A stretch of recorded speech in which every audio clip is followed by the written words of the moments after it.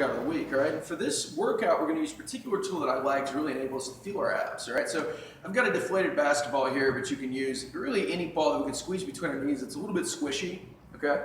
So our first exercise today is going to be a plank, all right? And oftentimes with a plank, like we're holding it, but we don't necessarily feel in our core. Our adductors and our core are connected. So when we squeeze something, it helps to kick those things on. So what I'm going to do is I'm literally just going to squeeze a ball between my knees, okay? And before I do anything, I want to think about kind of dropping my ribs together, taking a couple deep breaths in, deep breath in through my belly.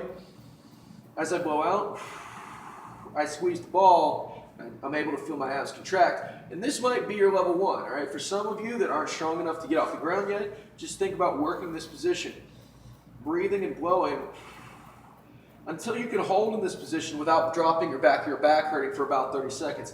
Level two would just be coming into a plank position on my hands or my elbows. And again, holding in this position, just deep breath in, blowing out, breathing, and just squeezing the ball. Level three, I'm going to add a little bit of difficulty to this. I'm just going to start rocking back and forth, all right? With this one, you don't necessarily have to do the breathing, the blowing thing. Just make sure you are breathing, meaning I'm not holding my breath as I'm doing this, and I'm maintaining kind of a connection with my core. When you start to arch, that's when we stop, all right? We're going to perform that first exercise there for a period of 30 seconds. All right, so next, we're going to come into a side plank position. And again, with side plank, the ball is going to help me to feel it where I want to. So I'm just going to start to push down into the ground, start to push into the ground. Think about crushing the ball, and at the same time, kind of, again, drawing my ribs together, bringing these two spaces here, and feeling this contract, all right? I'll just take a couple deep breaths in here.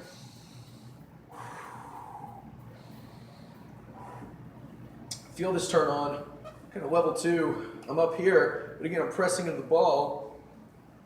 I'm just kind of making circles with the ball, all right? Just giving it a little bit of motion. You'll find it's amazing, you know, when you start to do different things with the ball, again, keeping pressure on the ground, how differently you're going to feel it, kind of different patterns as we go on, like this versus this, all right? Level three would be something like palming the ball off the grounds, okay? I can lift the ball up.